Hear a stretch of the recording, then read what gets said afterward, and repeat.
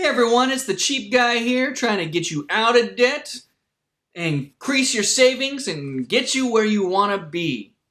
Let's get started. Most people who have financial independence, who have gotten out of debt, or have started increasing their savings rate would agree that the one thing that is necessary for almost everyone is to start tracking their spending. Tracking your spending is simply what it sounds like. You basically figure out where your money is going. So over the course of a month, you have money coming in and money going out. So it's very important to track your spending because that's the only way to figure out how you can start saving more. I was listening to a podcast recently of a gentleman who has his own blog. He was in debt and was working at the mall. He began to track his spending and he determined that he was spending $600 a month on mall food. So whether it was lunch breaks, dinner breaks, snacks, over the course of a month, he had spent, on average, $600 on mall food. This was a very easy way for him to start cutting back his spending, and he started making his own lunches and being more wise with his choices. Not to mention, health-wise, it was much better for him. If you were spending $600 a month on mall food, and you were able very simply and easily to cut that down to say $200 a month, all of a sudden you are now saving $400 more every month. Imagine what that could do to your debt. If you take $400 every month and pay it towards your debt, how much quicker you will get that debt down. That is almost $5,000 a year in extra savings. It's a no-brainer.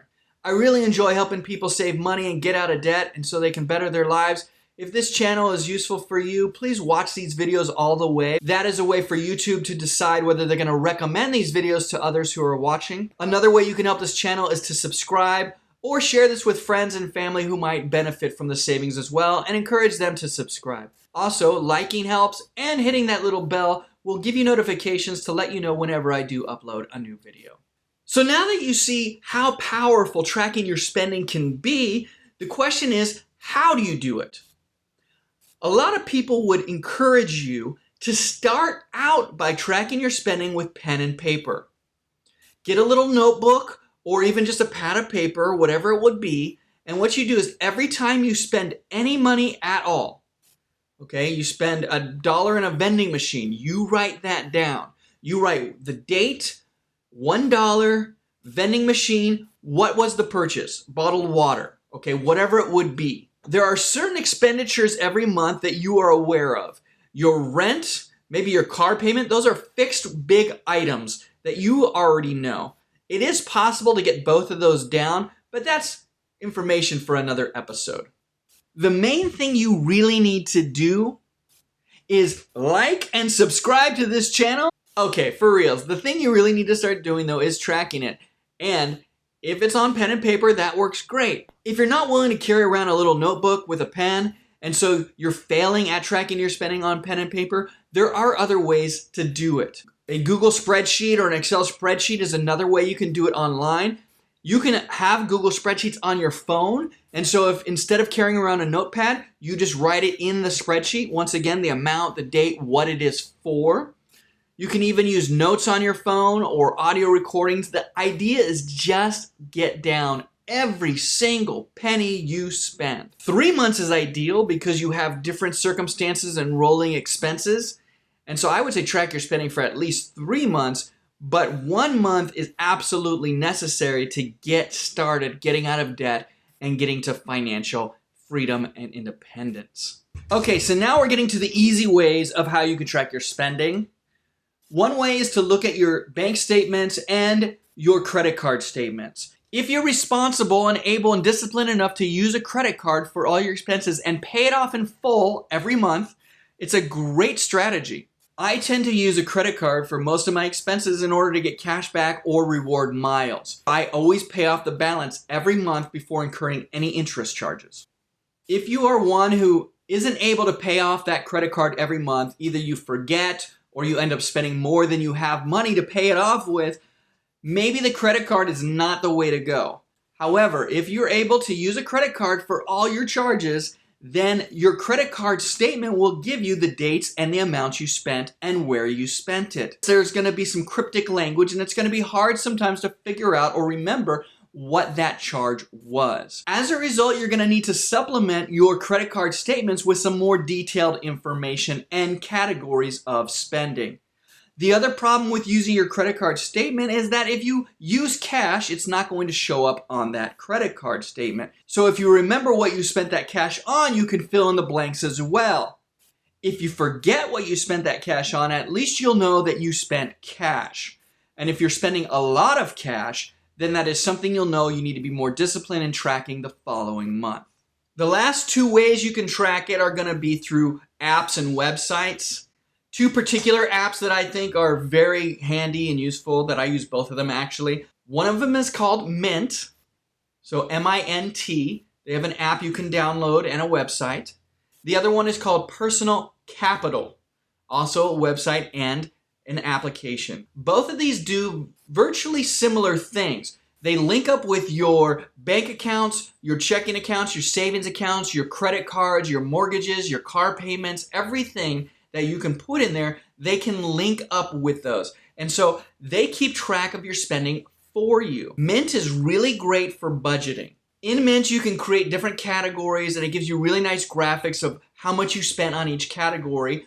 And you can also put in spending amounts. So you can budget within Mint saying, I'd like to spend no more than $100 on coffee. Personal Capital is also good for that, but I think its strength is establishing what your net worth is. So if you own a house and you have equity in that house, your net worth will be worth whatever that equity was. So if you owe $250,000 on your house, but it's worth $500,000, your net worth on the house alone is $250,000. Mint, however, will not take that into account, and it will not include that equity because that is not money that you have available to spend or to save. So those are the two biggest differences between Mint and Personal Capital. Once again, both of these apps have a weakness if you use cash, and so it would be good to minimize your cash or to just try to figure out a method to track where your cash went. Both of these apps also have a way to edit them. So in Mint, for example, you can go in and add categories, as many as you want. And then with each expense, you can put it in a particular category. Once you have tracked your spending for at least 1 month, preferably 3 months, at that point, it is time to make a plan to figure out how to gain more savings from your money. So with the guy who was spending $600 on mall food, it was easy and obvious what he needed to attack first in his plan. When you have your spending all down on paper and you see it and you're looking at it, there will be two main categories that you can really go after. One are those categories of spending that you are spending way more than you realized. Maybe you're spending $200 a month on coffee and you realize that's insane. I do not need to spend $200 a month on coffee. So you come up with a plan to make your own coffee, to buy a thermos, cut back on the amount of coffee you're drinking, or maybe go from specialty coffees down to basic coffee, from larges to smalls. There are many ways you can go about attacking that $200 on coffee and getting it down to $150, maybe even $20 a month. There are other places where you're going to see your spending that might surprise you. Entertainment, food. There's food going out and there's food that you buy and make at home. Both of those may surprise you. Gas, tolls. There's a lot of things that you are spending on every day and every month that you have no idea how much you are spending. And once you see it on paper, you may realize, oh my gosh, I need to cut that down. The second category is going to be items that you have subscriptions to, or they're ongoing items that you cannot reduce the amount, but you can cancel or change them.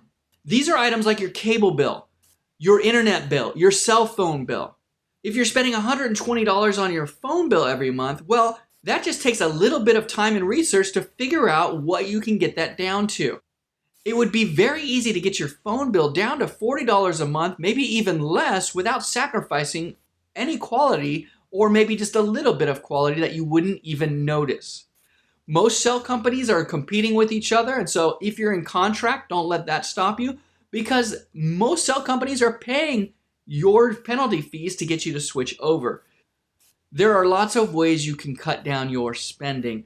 And the trick is just to look at what you're spending money on and come up with a plan of attack to get it down. I've already covered a couple different items in other videos, such as how to save money on water. A lot of people are spending lots of money on bottled water.